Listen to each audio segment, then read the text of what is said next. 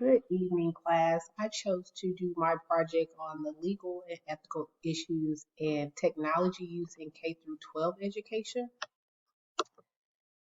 And in this presentation, I'll talk about how technology has transformed K through 12 education, as well as the benefits like engagement and innovation, as well as the legal and ethical concerns that it causes. Privacy and data security laws. So FERPA is one. It protects students' educational records.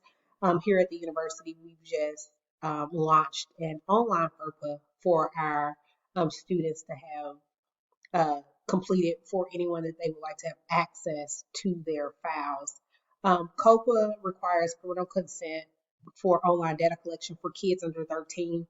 Um, and that also goes in line with social media uh, platforms that kids are now using. Some of the notable legal cases, for me, it was the Laura Marion webcam case. Who would have thought that a tool that is used to engage students can also be a weapon? So if you're not familiar with that case, I suggest that you look it up. Some of the ethical concerns are academic dishonesty, um, cyberbullying, which is become very popular. Um, of course, in the 90s, cyberbullying wasn't a case because we didn't have cell phones that were able to record, and there were not platforms that you could post on. And even if you could, the images were not all that good. Equity and access. I know in Huntsville City, they're under a consent order because um, not everyone believed that they were receiving a fair and equitable education, and the Department of Justice deemed that to be accurate. And so they've been under the Desegregation Advisory Committee consent order for quite some time now. I know for a fact at least over 10 years.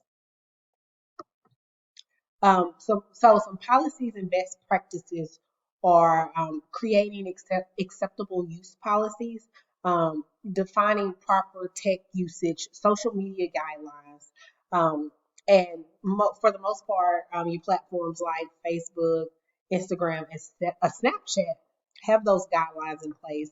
Um, but the kids in this day and age have found a way to get around that.